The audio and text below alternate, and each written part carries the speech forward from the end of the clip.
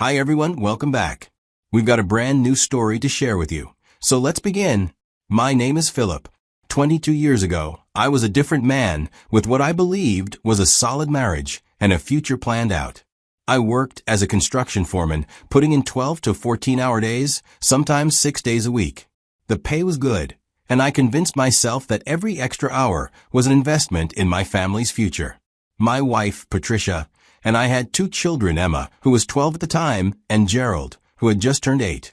The construction industry demands everything from you. I'd leave the house before sunrise and often wouldn't return until after dinner.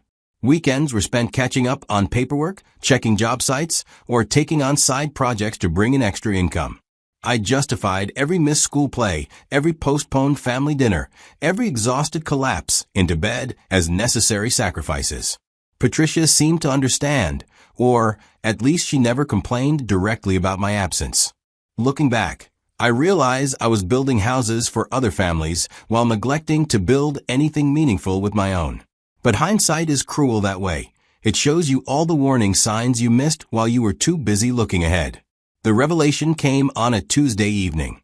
I had finished a particularly demanding day overseeing the foundation pour for a new subdivision when I stopped by the mailbox.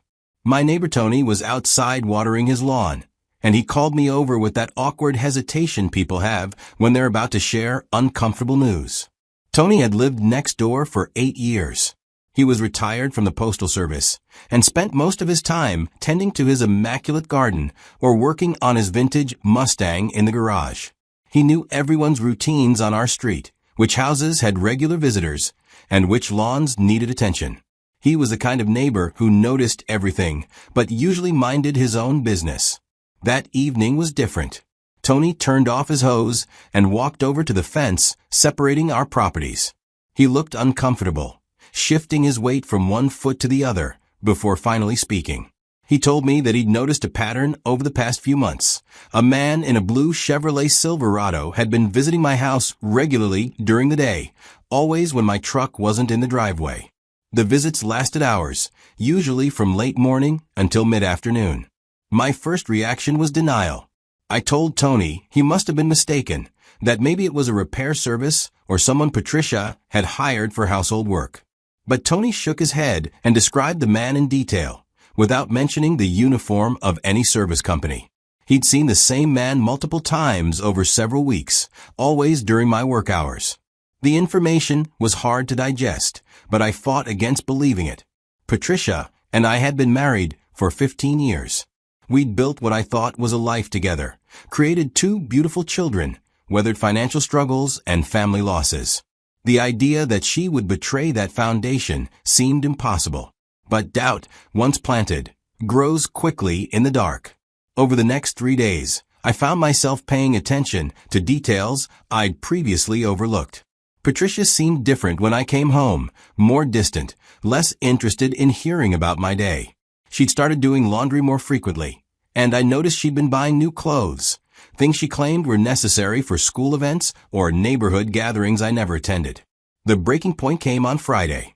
I left for work as usual, but my neighbor wanted to show me he was right, so he sent me a photo with a timestamp. It was a blue Silverado parked in my driveway that morning.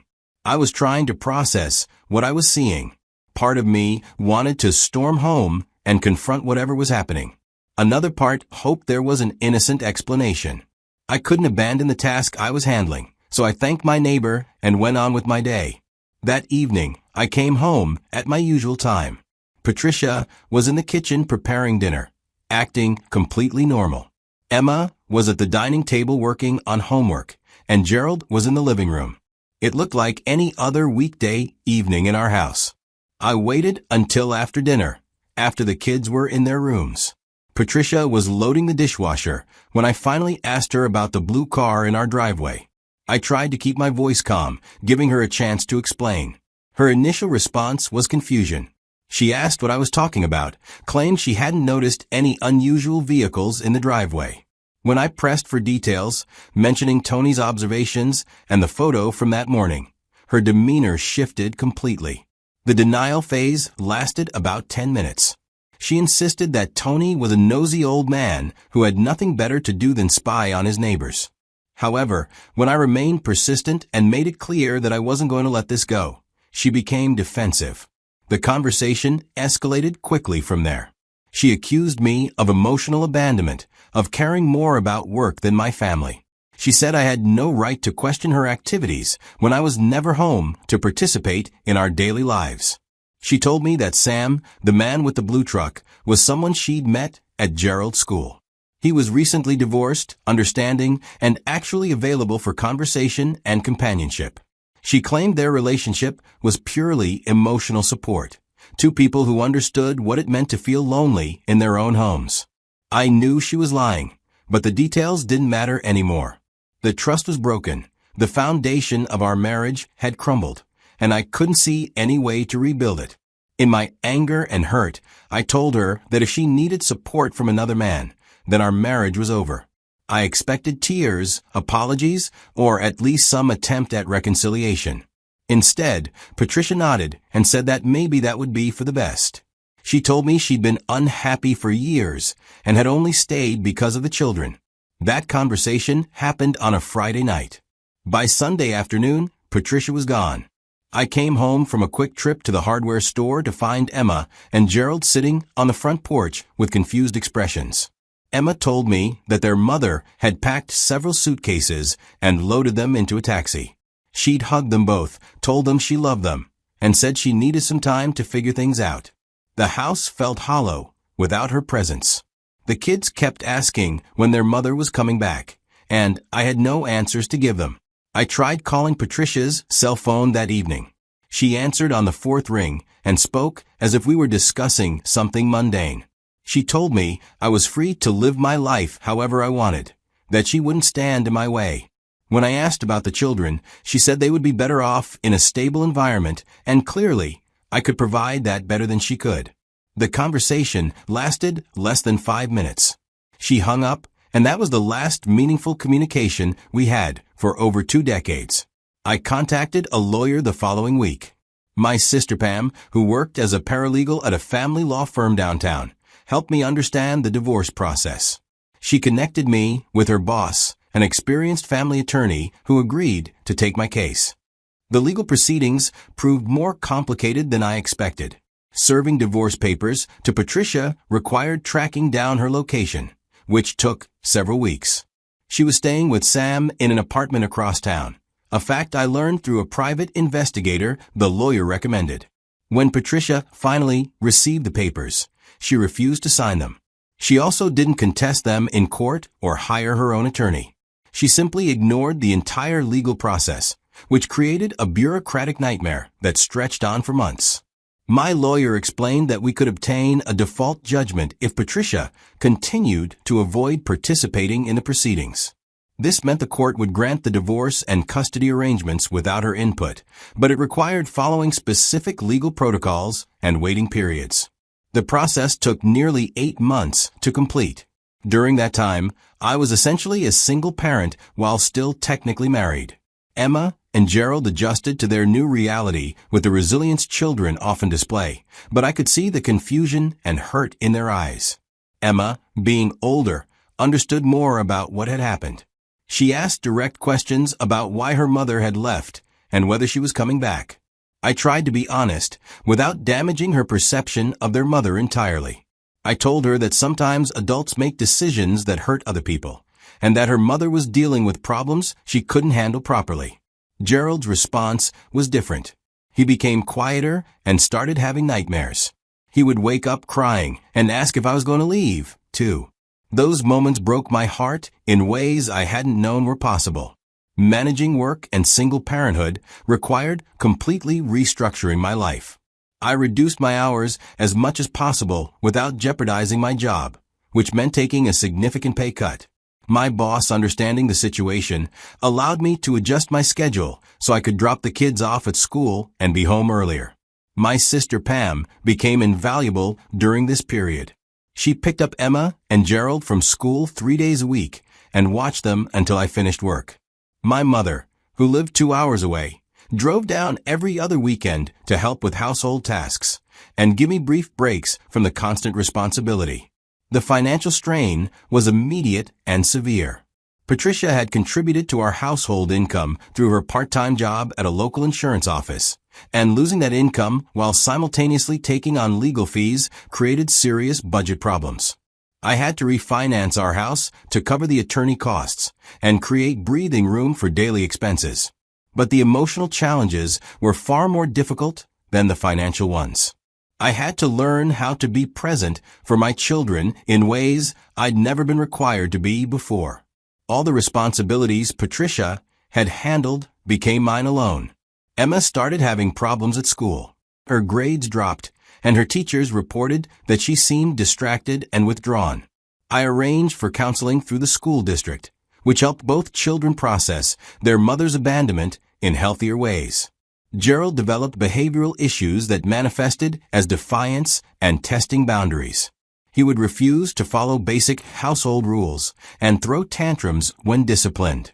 I learned that this was his way of testing whether I would abandon him too, and it took months of consistent responses to rebuild his sense of security. The default divorce judgment was finalized nearly a year after Patricia had left. I was granted full custody of both children, with provisions for visitation if Patricia ever chose to establish regular contact. She never did. The years that followed were a gradual process of building a new normal. Emma and Gerald slowly adapted to life with just their father, though they both carried emotional scars from their mother's abandonment that influenced their relationships and trust issues for years. I learned to navigate the complexities of raising children alone. Emma excelled academically despite her emotional struggles, throwing herself into schoolwork as a way of maintaining control in her life. She graduated as valedictorian of her high school class and earned a full scholarship to study engineering at the state university. Gerald took a different path, struggling with authority figures throughout his teenage years, but eventually finding his passion in athletics. He earned a partial scholarship to play baseball at a smaller college and graduated with a degree in sports management. Around the time Emma started college, I met another woman, Lynn.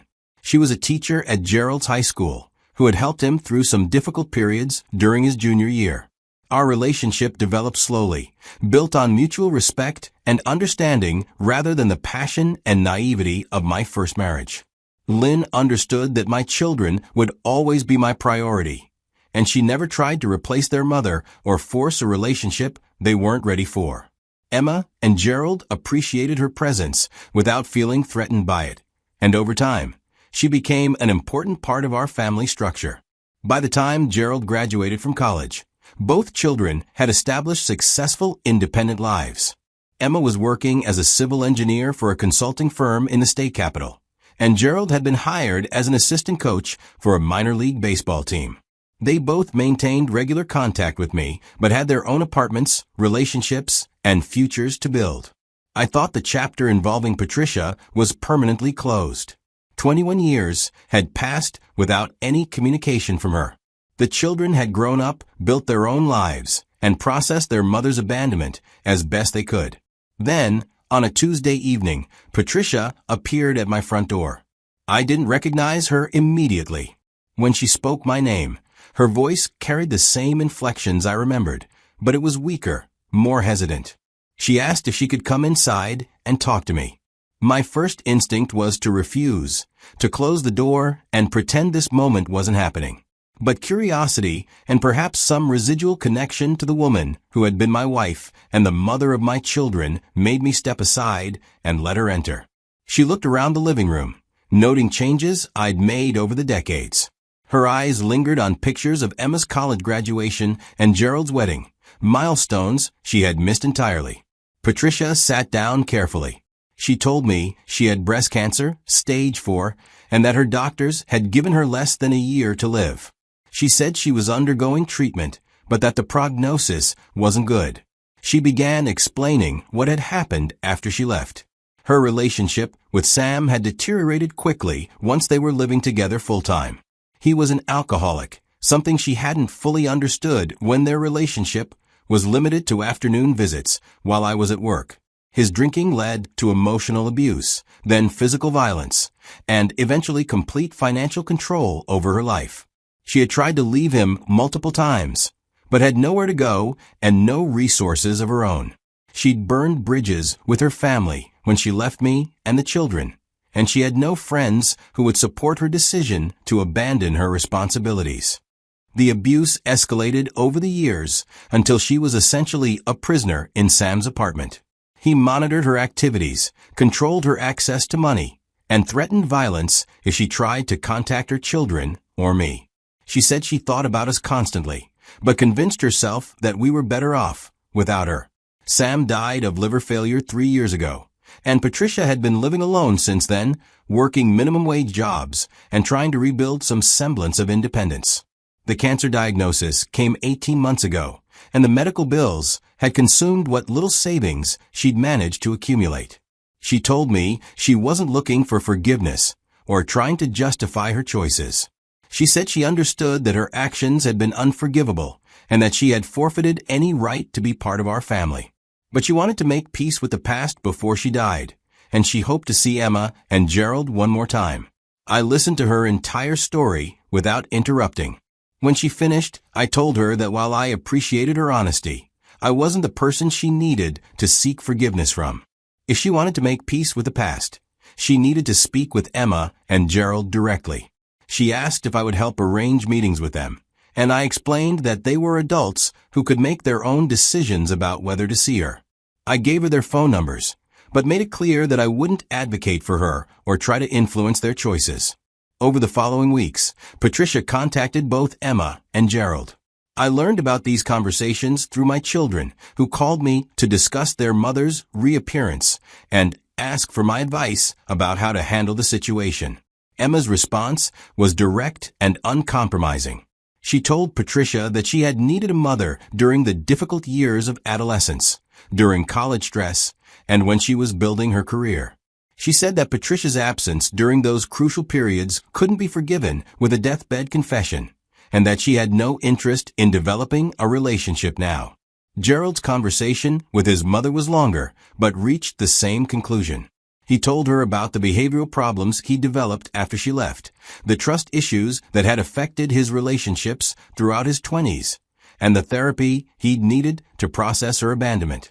He said he was glad she was seeking peace, but that he couldn't provide the absolution she was looking for.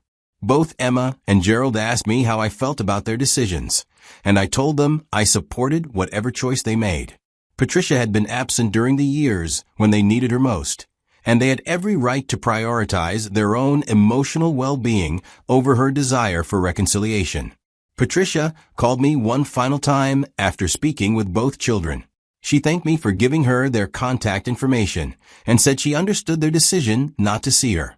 She told me she was grateful that I had raised them to be strong, independent people who could make difficult choices and stick by them. She also thanked me for not turning them against her during the years after she left. She said she had expected them to be filled with hatred toward her, and she was surprised that their rejection was based on principles rather than anger. I told her that I had forgiven her years ago, not because her actions were forgivable, but because carrying anger and resentment would have damaged my ability to be a good father. I explained that forgiveness was a choice I made for my own peace of mind, not a gift I was giving to her. That conversation happened 6 months ago. I learned through Pam, who had maintained some distant connections to mutual acquaintances, that Patricia passed away last month. She died in a hospice facility, alone, which I found sad despite everything that had happened between us. I called Emma and Gerald to inform them of their mother's death. Neither expressed regret about their decision not to reconcile with her, but both seemed relieved that her suffering was over. We didn't attend the funeral, which was a small service arranged by the hospice staff. Looking back on the entire experience, I don't regret the choices I made or the way I handled Patricia's return. My responsibility was always to protect and support Emma and Gerald, and I believe I did that successfully despite the challenging circumstances. The years of single parenthood were difficult, but they taught me lessons about resilience, patience, and unconditional love that I wouldn't have learned otherwise. Emma and Gerald became my closest relationships, and the bond we developed during those challenging years remains strong today. I sometimes wonder what would have happened if I had handled the initial discovery of Patricia's affair differently, or if I had been more present during the early years of our marriage. But those questions don't have meaningful answers, and dwelling on them serves no productive purpose. What I know for certain is that the experience taught me the importance of being present for the people who matter most, of choosing forgiveness for my own peace rather than as a gift to others, and of supporting my children's autonomy even when their decisions are difficult to accept. Emma and Gerald have both built successful lives and healthy relationships despite the trauma of their mother's abandonment. They learned lessons about commitment, responsibility, and the importance of being present for the people who depend on you. In some ways, their mother's absence taught them things about strength and resilience that her presence might not have provided. Today, I'm grateful for the life we built together despite the challenging beginning. The experience taught me that families are defined by presence and commitment rather than biology or legal documents, and that love is demonstrated through consistency and reliability rather than dramatic gestures or emotional appeals. The most important lesson I learned is that forgiveness is a process, not a single decision, and that it's possible to forgive someone while still maintaining healthy boundaries. I forgave Patricia for my own peace of mind and to model healthy emotional processing for my children, but that forgiveness didn't obligate me to welcome her back into our lives or to encourage my children to do so. Emma and Gerald made their own decisions about their mother based on their own experiences and emotional needs, and I supported those decisions because respecting their autonomy was more important than any abstract notion of family reconciliation. In the end, we became a stronger family because of the challenges we faced together, and that strength has continued to serve us well in all the years since.